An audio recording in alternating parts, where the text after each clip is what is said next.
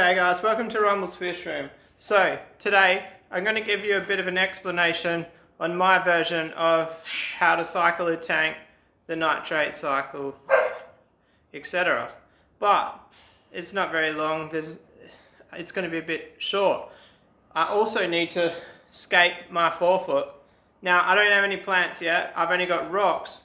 I've got 5 rocks to put in there. Putting 5 rocks in a tank isn't going to make a whole video. So I thought, why not merge them together? Let's talk about the nitrate cycle while we put rocks in the tank. And today is the day you guys get to see the secret fish. I can't scape the tank without showing you the fish, can I? These are just an absolute dream fish of mine. So I jumped at the opportunity to get one, so I bought 2. Let's get to scaping. Alright, so I've got these rocks. I don't know what type of rock they're called, but they're proper aquascaping rocks. They weigh an absolute ton. So even though I'm going to try to talk while doing this, there might be some long pauses when I'm concentrating, because if I drop these, this tank is going to be no more tank. There's a little guy there. I'm sure a lot of you can pick what it is. There's not many fish they can be confused with, and it's attacking the catfish. I don't know, you guys can't really see that. I missed it, there's a bit of live action. So they've been nipping at the catfish. It's got no damage yet, but hopefully the catfish grows at the same rate as them and they leave each other alone. We'll see. Alright, let's start putting rocks in. So I started putting rocks in, and there was huge pauses between my talking and it just wasn't working. So I filmed this in a hyperlapse and then we'll talk after I finish the rocks. Alright, sorry about that. It really wasn't working. I was trying to concentrate. These rocks are like 5, I'm going to say 5 to 6 kilos each, especially that one. And yeah, I really didn't want to drop them. It's a 12mm base. Oh, I forgot about the hose, guys. This is live action right here. I forget about the hose every time. That's literally like full to the brim. Shit, that scared the crap out of me. Alright, let's talk about the nitrogen cycle. Alright, so sorry if this video is a bit choppy and changey, guys.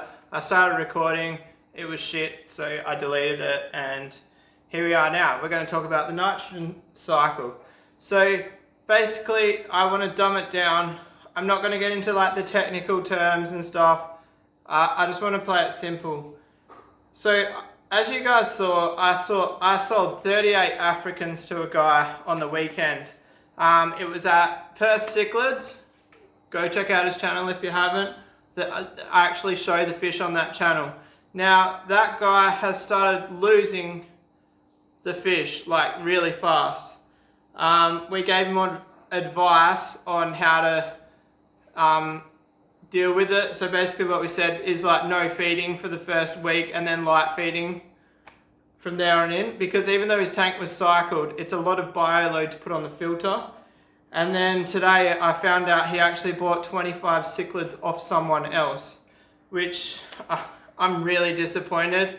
As you guys know, I was in love with those fish. The pack that I gave him was my best fish that I own, like in the African side of things.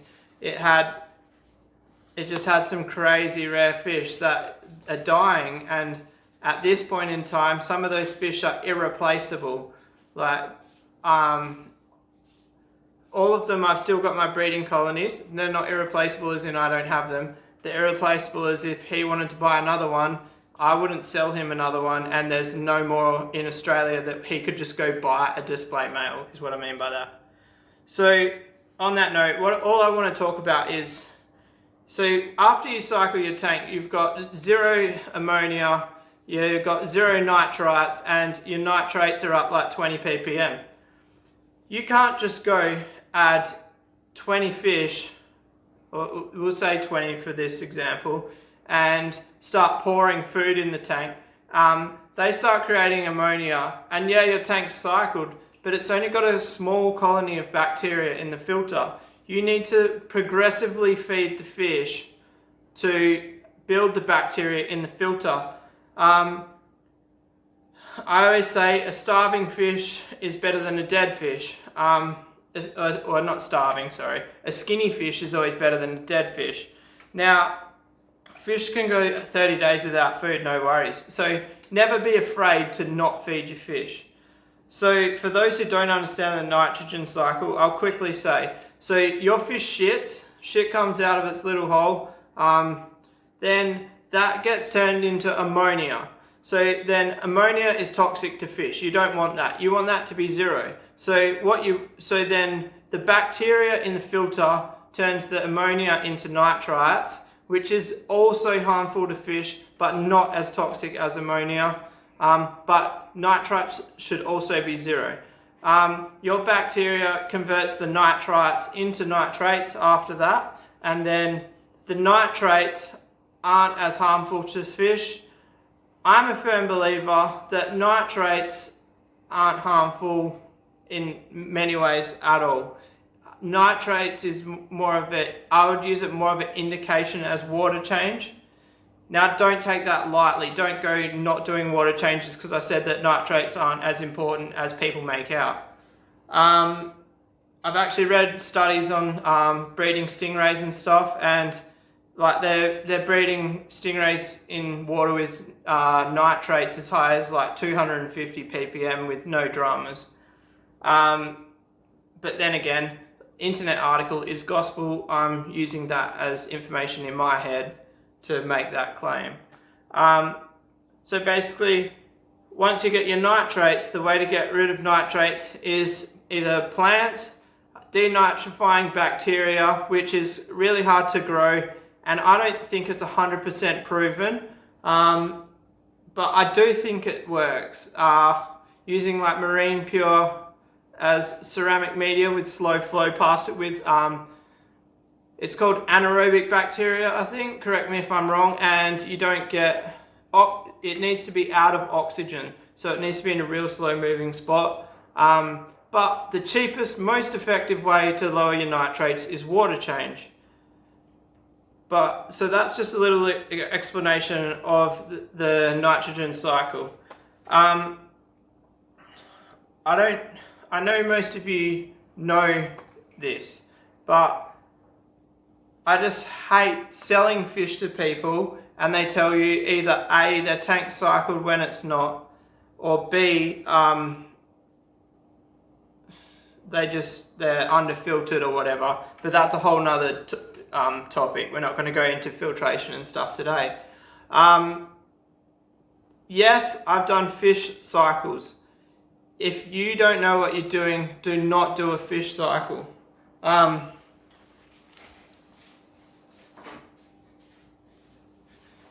Seachem Safe. If you're doing a fish cycle, you need bucket loads of this. Don't be fooled by the small bottle. I actually bought a box of these. It was like 60 bottles, and it cost me like $100, and it's lasted me for the last like 5 years. So basically, if you read the instructions, there's actually a way to detoxify ammonia, and I have done it, and it worked.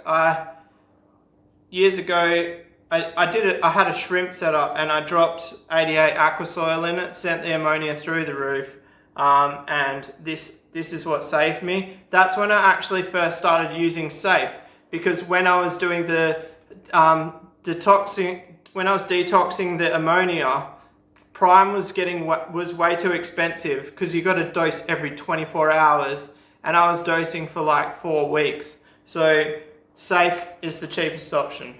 But like I say, do not do a fish cycle unless you know what you're doing, and you have time. Like if something goes wrong with the fish cycle and fish start to look unwell, you need to start doing daily water changes. If you don't have time to do daily water changes, don't attempt a fish cycle.